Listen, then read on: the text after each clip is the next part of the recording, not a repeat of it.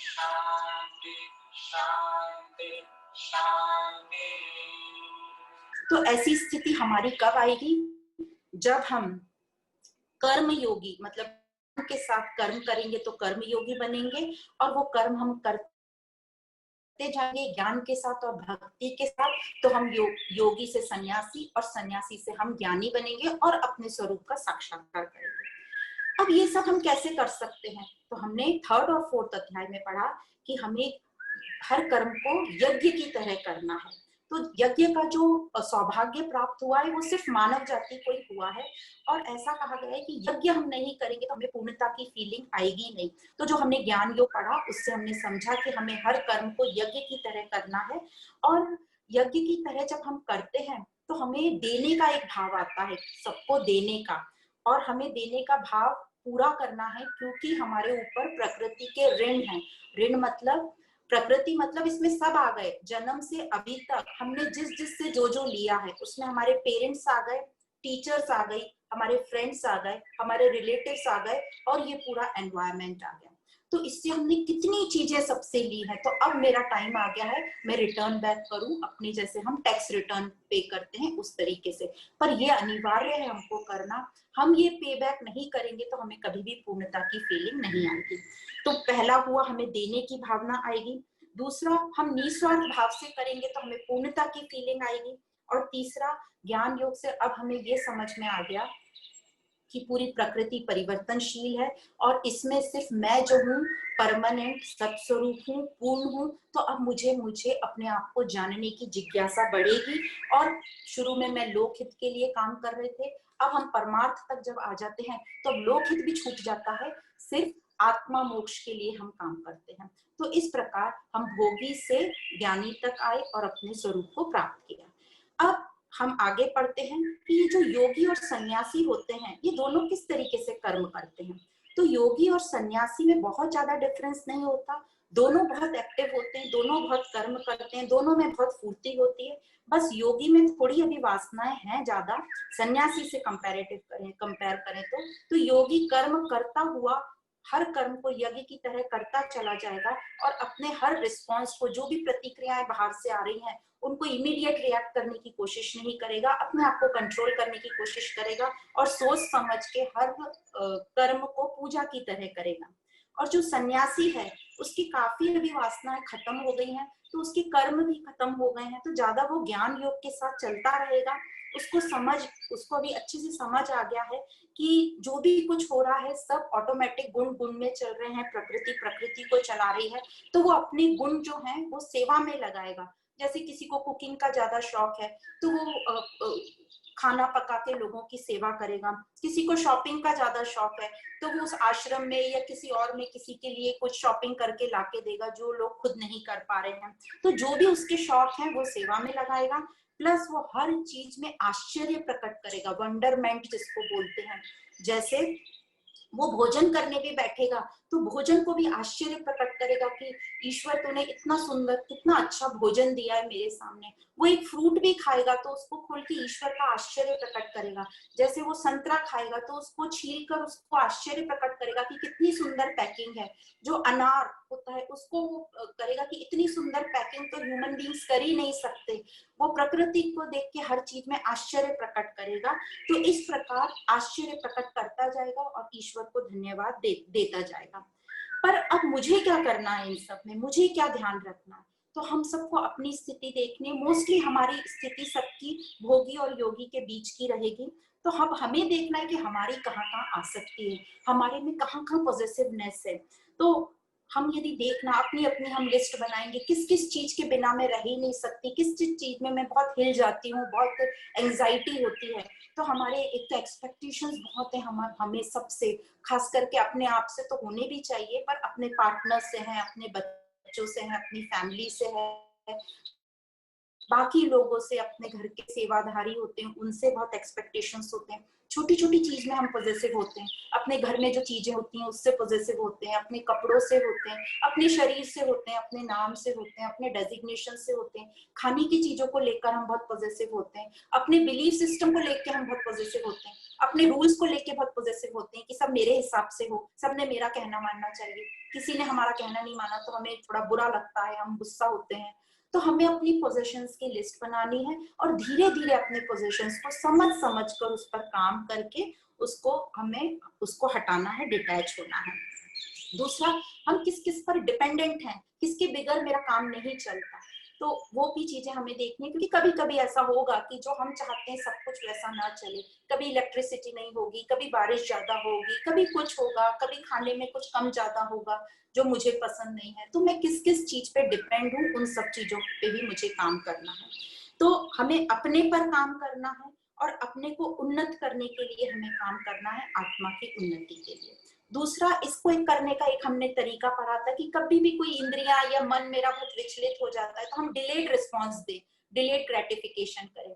जैसे आज हमें कुछ चाहिए, जैसे एग्जाम्पल के लिए कि कोई एग्जीबिशन लगी और हमें बहुत शौक है जाने का, तो हम देखेंगे कि लास्ट डेट कब है तो आज जाना टालेंगे, देखेंगे लास्ट स्टेज तक रुके रहेंगे, लास्ट दिन हम अपना टेस्ट ले सकते हैं कि हम जाके आते हैं, देखते हैं हम कितना कंट्रोल कर पाते हैं। तो इस हिसाब से चलते रहेंगे और अपने आप को, अपनी जो आसक्तियां हैं, अपन जिस पे डिपेंड है, उसको डिले करते रहेंगे और अपनी चेकिंग करके ज्ञान से धीरे धीरे उसको छोड़ने की हम कोशिश करते रहेंगे। पर सब चीजें हमें समझ कर करनी है, जोर जबरदस्ती से नहीं करनी है, क्योंकि जोर जबरदस्ती से हम करेंगे तो कुछ दिन में हम उसको वापस ले लेंगे। तो एक इस उपलक्ष्य में एक अच्छी स्टोरी है। स्टोरी इस प्रकार की है कि एक कोच था जो मेडिटेशन सिखाता था। तो इस कोच का नाम था मिस्टर राम। अब इस कोच ने अपनी बड़ी एडवर्टीजमेंट करी कि मैं मेडिटेशन बहुत अच्छा सिखाता हूँ, और वो सच में बहुत अच्छा कोच था। मेडिटेशन, उसके सारे प्रोसेस बहुत अच्छे थे। तो उसने अपनी एक एडवर्टीजमेंट करी कि मैं 10 दिन में ऐसा मेडिटेशन सिखाऊंगा कि आपकी सारी चिंताएं, स्ट्रेस दूर हो जाएगा। तो एक बहुत बड़े विख्यात ऑफिसर थे जिनका नाम था मिस्टर बाली। अब ये मिस्टर बाली ने ये राम जो मेडिटेशन कोच है इनके पास रजिस्टर कर दिया, पूरा छानबीन के कि मेरा 10 दिन में स्ट्रेस दूर हो जाएगा। अब इनका कोर्स शुरू हुआ मेडिटेशन का। मिस्टर राम जो कोच थे उन्होंने बहुत सुंदर तरीके से उनको मेडिटेशन करना सिखाया, सब चीज थ्योरी बताई, प्रैक्टिकल सब बताया। अब 10वां दिन आया और ये जो ऑफिसर है मिस्टर बाली, इनको ऐसा लगा कि मेरे तो जरा भी चिंता खत्म नहीं हुई, जरा भी स्ट्रेस खत्म नहीं हुआ, मैं तो जैसा का तैसा ही हूँ। तो उन्होंने वो मेडिटेशन कोच से जाके बात करी। उनकी डील में एक और बात लिखी थी कि यदि आपका स्ट्रेस फ्री नहीं होता है 10 दिन में तो आपके जो पैसे आपको रिटर्न कर दिए जाएंगे, और काफी बड़ा अमाउंट था। तो ये ऑफिसर ने उससे बोला मेरा स्ट्रेस तो कुछ कम नहीं हुआ है, तो मुझे मेरा फीस वापस चाहिए। तो उसने कहा फीस तो वापस नहीं मिलेगी, मैंने जो जो स्टेप्स थे आपको सारे बताए। तो ये मिस्टर बाली काफी नोन और काफी विख्यात थे, तो इन्होंने ये मेडिटेशन वाले कोच के ऊपर एक केस कर दिया। अब केस कर दिया तो उसकी जब कोर्ट में पेशी थी तो अब ये जो कोच था ये काफी डर गया कि अभी क्या करना चाहिए, काफी बड़ी रकम है और जो ऑफिसर है ये भी काफी विख्यात है तो नाम भी खराब होगा। तो उसने अपनी डॉटर को बताया, जो कोच थी उनकी डॉटर थी राध्या नाम से। तो उसने अपनी डॉटर को बताया कि ऐसा ऐसा है और मिस्टर बाली ने मेरे ऊपर केस किया है, तो अब हम क्या कर सकते हैं। तो उसकी डॉटर बोली कि डोंट वरी डैड, आप जिस दिन कोर्ट में केस होगा मुझे साथ में जरूर लेके चलना। तो जो ये कोच थे मिस्टर राम बोले तुम क्या करोगी, बोले बस डैड आप मुझे साथ में लेकर चलना। तो ये जो मिस्टर राम थे, कोर्ट में केस की डेट आई तो ये अपनी बेटी राध्या को साथ में लेके गए एंड बोला यू डोंट वरी, आप चिल होके अपना जो भी काम करना है करिए। अब जैसे ही जो जज थे सजा सुनाने के लिए, उन्होंने निकाला कि भाई ये जो कोच है मिस्टर राम इनको सजा सुनाने जा रहे थे, तभी ये जो उनकी डॉटर थी राध्या, उसने कोर्ट में एक पिलर था उसको टाइट पकड़ लिया और जोर जोर से चिल्लाने लगी मुझे छुड़ाओ, मुझे छुड़ाओ, मुझे छुड़ाओ। तो जो ऑफिसर थे मिस्टर बाली बोले व्हाट नॉनसेंस, मुझे छुड़ाओ मतलब क्या, तुम्ही ने तो पकड़ के रखा है, आप अपने हाथ छोड़ दो। तो वो लड़की जो राध्या डॉटर थी कोच की, उसने बोला एग्जैक्टली डैड भी तो आपको यही बोल रहे हैं, जो आपने पकड़ के रखा था उसको छोड़ो। तो जो आपने पकड़ के रखा है वो आपको ही छोड़ना पड़ेगा, हम तो सिर्फ तरीके बता सकते हैं। आपको लेट गो करना पड़ेगा जो भी आपने पकड़ के रखा है। तो हमको भी अपनी चीजें देखनी है कि हम किस किस चीज को पकड़ के रखे हैं, उस चीज को हमें ड्रॉप करना है, उस चीज को हमें छोड़ना है। तो इस प्रकार इससे हमें समझ में आता है कि हमें सब रास्ता दिखा सकते हैं, काम तो हमें अपने ऊपर खुद ही करना है। तो इस प्रकार अपना जो काम हमने प्रायोरिटी रखनी चाहिए कि हमें अपने आप को सुधारना है। तो हम आगे चलते हैं कि आगे श्लोक में क्या बोलते हैं। और ये जो श्लोक बोला जा रहा है, ये मैनेजमेंट वाले लोग, लीडरशिप जो सिखाते हैं, वो सब इसी श्लोक के आधार पर बोलते हैं कि हमें ही अपने पर काम करना है, कोई और हमारे लिए कुछ भी काम नहीं कर सकता। कोई भी देवता, गुरु या कोई भी एस्ट्रोलॉजर, नेम चेंज करना एक्सेट्रा एक्सेट्रा, वो सब हमने कर लिया है, पर वो सब हमें सिर्फ मार्ग बता सकते हैं। जब कृष्ण भी अर्जुन को सिर्फ मार्ग बताया है, कृष्ण ने न तो वॉर खत्म किया, न उसको सिर्फ उन्होंने खुद ने वॉर किया, अर्जुन को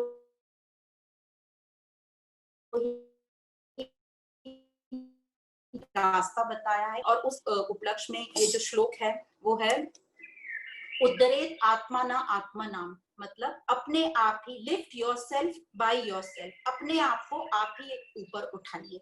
और इसको हमने प्रायोरिटी देनी चाहिए, इसको प्राथमिकता देनी चाहिए अपने आप को चेंज करने की। अब जब हमें नींद आती है तो हमें ही सोना पड़ता है, हम बीमार होते हैं तो दवा हमें ही लेनी पड़ती है। तो उसी प्रकार यदि आनंद और शांति हमें चाहिए तो उस पर काम हमें ही करना है। हमने अभी तक यह देखा लाइफ में कि अभी तक जब हम स्वार्थ से काम कर रहे थे तो हम परेशान हो रहे थे, स्ट्रेस फील हो रहा था बहुत। तो अब हमें निस्वार्थ की ओर बढ़ना है, और निस्वार्थ की ओर बढ़ने के लिए हमें हर कर्म यज्ञ की तरह करना है। तो उससे हमें त्याग भावना आएगी। और हमने देखा भी है, जिसने त्याग भावना से कर्म किए हैं अपने, वही पूजनीय कहलाए हैं, महिमा उन्हीं की हुई है। तो ये जो हम त्याग कर्म यज्ञ की तरह करेंगे तो वह हमारे ऊपर हमारा आशीर्वाद होगा। यही साधना हमें करनी है, कर्म को यज्ञ की तरह करना है, और अनुशासन से, सेल्फ डिसिप्लिन से, सेल्फ ओबीडियंस से अपने को अपने आप से ऊपर उठाना है। पर हमारा एक प्रॉब्लम है यह कि जो हम एक रियल है, इनफाइनाइट स्वरूप जिसको हम बोलते हैं, जो हम एक असीमित स्वरूप हैं, उससे हम बहुत ही नीचे के लेवल पे काम करते हैं, लिमिटेड लेवल पे काम करते हैं। क्योंकि हमें अभी तक अपनी फिजिकल बॉडी ही दिख रही है, मन और बुद्धि दिख रहा है, हम सिर्फ उसी से काम करते हैं। तो अब क्या करें जिससे हम ये लिमिटेड स्वरूप से अनलिमिटेड की तरफ जाएं, सीमित से असीमित की तरफ जाएं। तो फिर से जो ये श्लोक की दूसरी लाइन है वो कहते हैं, न आत्मा नाम अवसादयेत, मतलब अपने आप को खुद नीचा न गिराओ।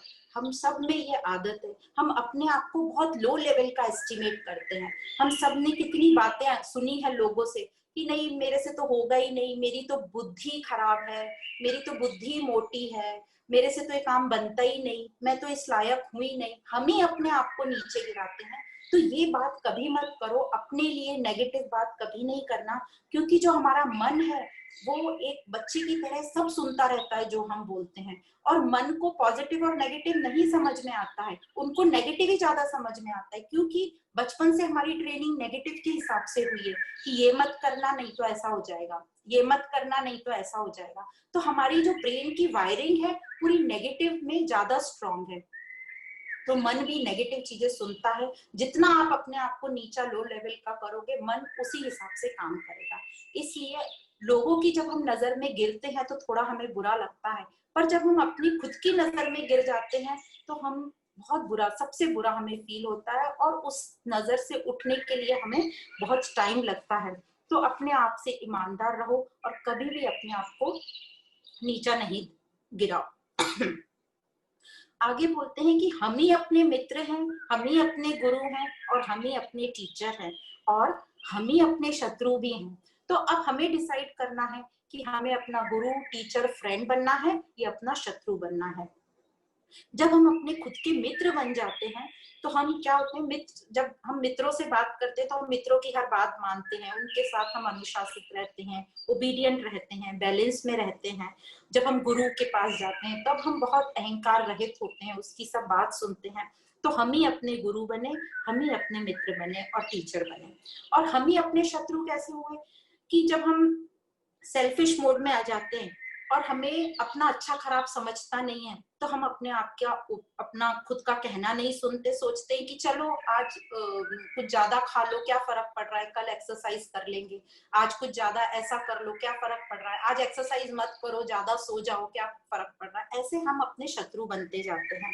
तो हमको ही अपना मित्र बनकर अपने आप पर काम करना है और अपना ही प्रेरणा स्रोत खुद बनना है, मतलब अपना इंस्पिरेशन हमें खुद बनना है। बाहर की कोई भी साधना हमें अपने स्वरूप से नहीं मिला सकती, वो तो सिर्फ हमें एक रास्ता बता सकती है। और बाहर की कोई भी एक्सटर्नल फोर्स हमें अपने आप से मिलने से रोक भी नहीं सकती। तो ये अच्छे से याद रखना, हमें अपने आप से मिलने के लिए कोई रोक नहीं सकता और कोई फोर्स भी नहीं कर सकता। तो हमें अपना काम खुद करना है। तो अपने पर फोकस करो कि और अपने फ्रेंड बनो। अब जो बात कर रहे थे कि हम अपने शत्रु बन जाते हैं, तो हम शत्रु ऐसे बन जाते हैं कि हम स्वार्थ भाव में काम करते हैं। और जब स्वार्थ भाव में हम काम करते हैं तो हम परेशान होते हैं, विचलित होते हैं, स्ट्रेस में होते हैं, द्वेष भाव होता है, हमें डर लगा रहता है, हम थक जल्दी जाते हैं क्योंकि मेंटल एनर्जी बहुत वेस्ट हो जाती है, हमें नींद ठीक से नहीं आती। तो ये सब जब चीजें होती है तो हमारी सेहत पर इसका असर होता है, हमारी हेल्थ खराब होती है और इस प्रकार हम अपने ही शत्रु बन जाते हैं। तो इसका इलाज क्या है? इसका इलाज है ज्ञान से, विद्या ददाति विनय, मतलब ज्ञान से हम विनयशील बनेंगे और निस्वार्थ भाव से प्रेम में आएंगे और सेवा करेंगे। तो इस प्रकार ज्ञान हमारे लिए बहुत इंपॉर्टेंट है।